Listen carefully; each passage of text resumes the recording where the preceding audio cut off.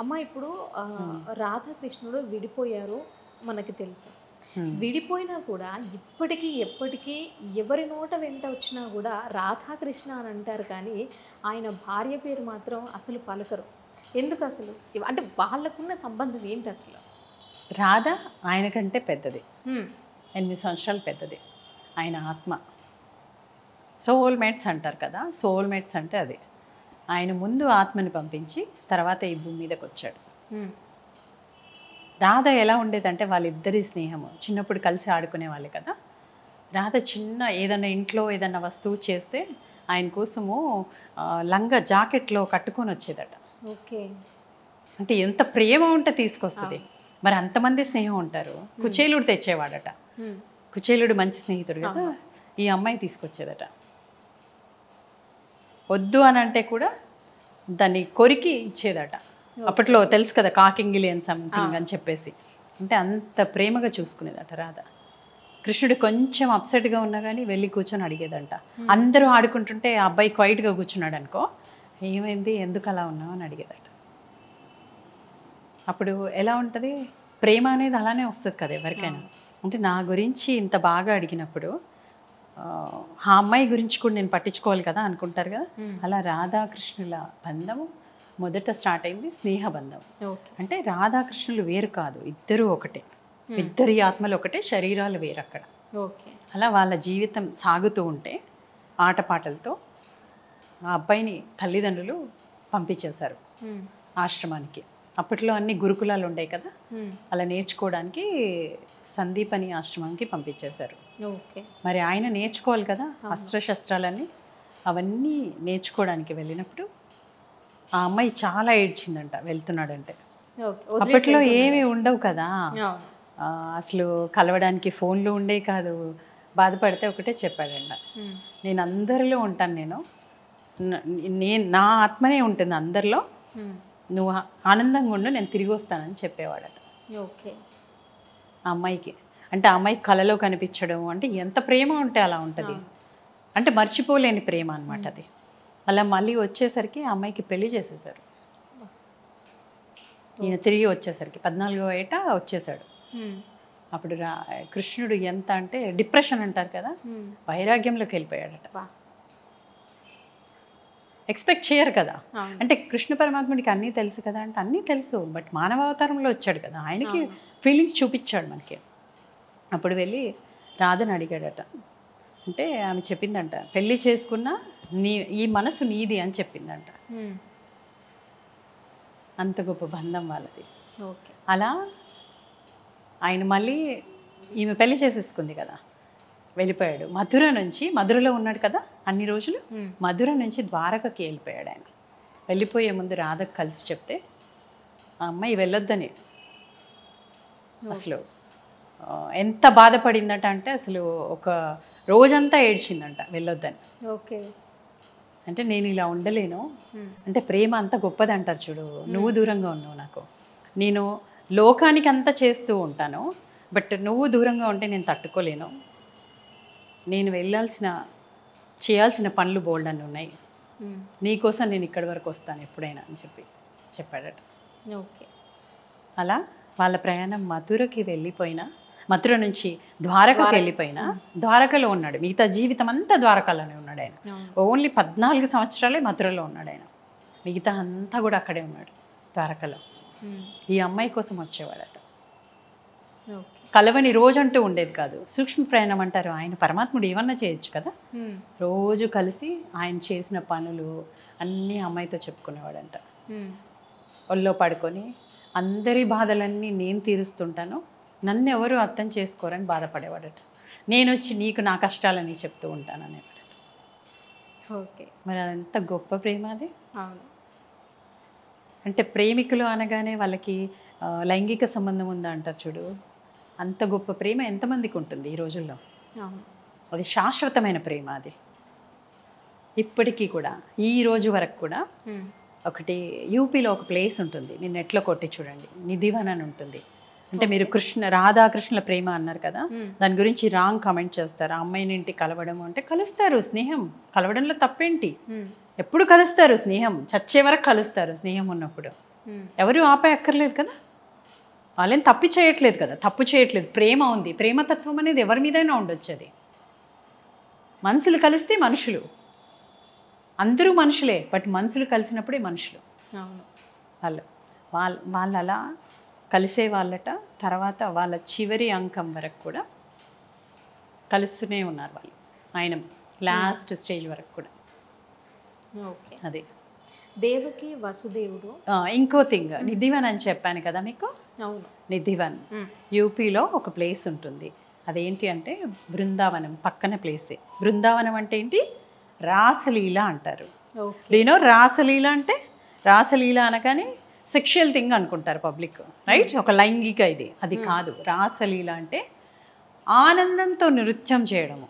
అసలు ఈ అన్నీ మర్చిపోయి, ప్రపంచాన్ని మర్చిపోయి ఇద్దరు నాట్యం ఆడేవారట. ఓకే. దాన్ని రాసలీల అంటారు. రాధాకృష్ణ రాసలీల అని వినుంటారు కదా ఈ మాట. సినిమా కూడా వచ్చింది రాసలీల అని. రాసలీల అంటే వాళ్ళు ఒక ఏమంటారు, భోజనం చేసినా, కలిసి ఉన్నా, కాసేపు ఉన్నా, లేదంటే వాళ్ళు ఎక్కడ తిరిగినా వాళ్ళకి అన్ని మెమొరీసే ఉండేయట ఎక్కడ చూసినా.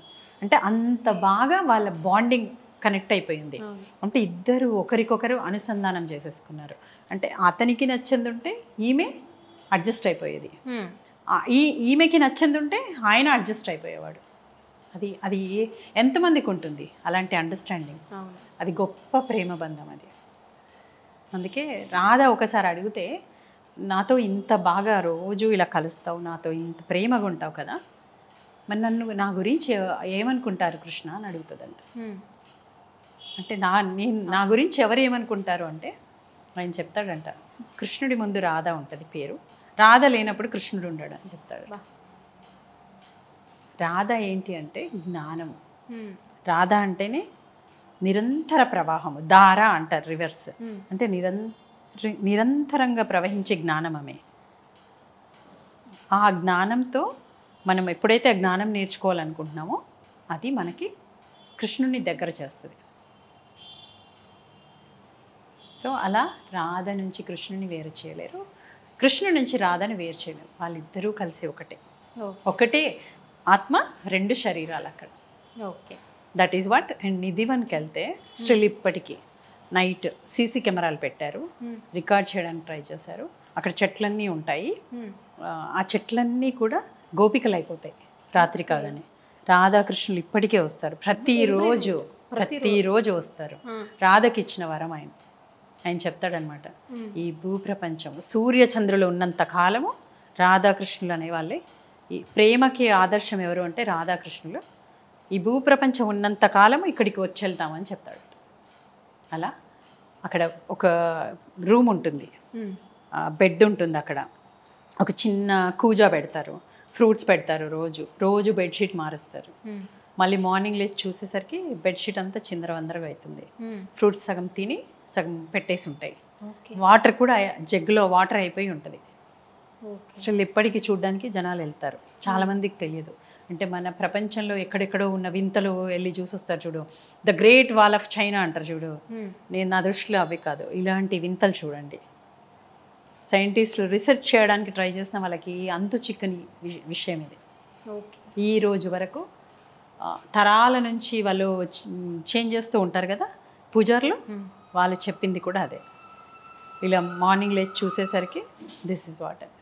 ఓకే, ఇప్పటికీ వస్తారు వాళ్ళు భూమి మీదకి. అంటే అంత గొప్ప ప్రేమ కాబట్టి వచ్చి వెళ్తారు వాళ్ళు. అదే నిధివన్ పేరు గుర్తుపెట్టుకోండి, చెక్ చేసుకోండి ఒకసారి. ఓకే, అది నేను చూడలేదు, నాకు వెళ్ళాలని ఉంది, నాకు చాలా ఇంట్రెస్టింగ్ అని. మీరు చెప్తున్నారు కదా, నాకు కూడా వెళ్ళాలనిపించింది. ఇప్పుడు నేను మళ్ళీ లాస్ట్లో అడుగుదాం అనుకున్నాను, మేడం ఒక పేరు చెప్పారు కదా, ఆ ప్లేస్ ఎక్కడ? నిధివన్ గుర్తుపెట్టుకోండి. అసలు వెళ్తే అక్కడే ఉండిపోతామేమో అనిపిస్తుంది నాకు. ఎందుకంటే when we believe will go there and will get the vibrations. నమ్మకం లేనప్పుడు ఎక్కడికి వెళ్ళినా రాదు, అది వేస్ట్. వాళ్ళని తీసుకెళ్ళొద్దు కూడా, అలాంటి మనుషుల్ని కూడా. నా దృష్టిలో నువ్వు మార్చాలనుకుంటే వాళ్ళు మారరు. ఎవరికైనా సరే ఎంత చెప్పినా ఇక్కడ ఉండాలి, ఈ మైండ్లో ఆలోచన ఉండాలి. అది మంచి చెప్తున్నారు, నేను ఆలోచించాలి అనుకునే ఆ బ్రెయిన్ ఉన్న వాళ్ళే మారుతారు ఎవరైనా. ఇప్పుడు మనం అంటూ ఉంటాం వీళ్ళు మారుతారా వాళ్ళు మారుతారా అని, అంత ఈజీగా మారే తత్వం ఉండదు మనుషులకి. ఎందుకంటే మనుషులకి ఏమంటారు, జ్ఞానం అనేది లేదు అసలు. జ్ఞానం తక్కువైపోయింది, సంపాదన కావాలి. అండ్ ఇందాక ఇంత మంచి మాట్లాడుతున్నాం కదా, ఒక డబ్బులు ఉన్నోడిని చూస్తారు, వాడిలాగా నేను ఎదగాలి అనుకుంటారు, రైట్? ఇన్ని డబ్బులు సంపాదించాడు, నేను కూడా ఇలా ఎదగాలి అనుకుంటారు. మరి జ్ఞానం ఉన్న వాళ్ళ దగ్గర నుంచి జ్ఞానం ఎందుకు నేర్చుకోవడానికి ప్రయత్నం చేయరు? జ్ఞానమే కదా నీకు. జ్ఞానం ఉన్నోడి దగ్గర డబ్బు ఉండదు కదా. అలా కాదు, జ్ఞానం నేర్చుకోవడానికి ఎందుకు ప్రయత్నం చేయట్లేదు? జ్ఞానం ఇది జీవితం, ఈ జీవితం అనే కాదు, మరో జన్మలకు కూడా ట్రావెల్ అవుతుంది. ఈ డబ్బు ఇక్కడే పోతుంది, బట్ జ్ఞానం ఉన్నవాడి నుంచి జ్ఞానం ఎందుకు నేర్చుకోవట్లేదు అంటున్నాను. డబ్బులు నీకు సంపాదించాలనే కోరిక ఉంటుంది, మరి జ్ఞానం ఎందుకు నేర్చుకోవట్లేదు నువ్వు? ఇప్పుడు ఇంత బాగా మనం ఒక ఆధ్యాత్మిక విషయం మాట్లాడుతున్నాం. ఆధ్యాత్మిక విషయం అంటే ఏంటి? మన పురాణాల గురించి, మన ధర్మం గురించి మనం మాట్లాడుతున్నాం. ఈ ధర్మంలో మరి మంచి ఉంది, ఎందుకు నేర్చుకోవడానికి ప్రయత్నం చేయరు అంటున్నాను.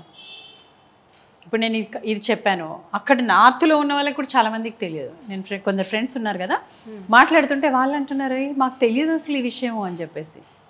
When we research we know these things. అంటే మన డీటెయిల్గా నీట్లో మంచి చదివితే బోల్డ్ అని ఉన్నాయి. ఇక్కడ వింతలు చూడాలంటే ఈ జన్మ సరిపోదు. ఇక్కడ ఈ భారతదేశంలో చూడడానికి బోల్డ్ అని ఉన్నాయి వింతలు. మీకు ఇంకో విషయం చెప్పనా? మనం ఎన్ని మాట్లాడుతున్నాం కదా, రాధాకృష్ణులు అయిపోయింది కదా, ద్రౌపదికి ఎక్కడైతే ఆమెని అవమానపరిచారో ఆ ప్లేస్ ఇప్పటికీ కూడా శ్మశానమే, అక్కడ ఏమీ ఉండదు అసలు. ఐ వెంట్ దేర్, నేను చూసాను. నేను అక్కడ ఎవరు వ్యాపారం చేసినా చెల్లదు, అది శాపం ద్రౌపది పెడుతుంది. ఈరోజు నాకు ఇలా అవమానం జరిగింది కదా, ఇక్కడ ఎవరు ఏం చేసినా వాళ్ళకి ఏది అచ్చిరాదని చెప్పేసి. ఓకే, ఎందుకంటే ఆమె గొప్ప పతివ్రత ఆమె. సో ఇలాంటి వింతలు చూడడానికి ఎందుకు వెళ్ళరు? There are many things like that. Okay.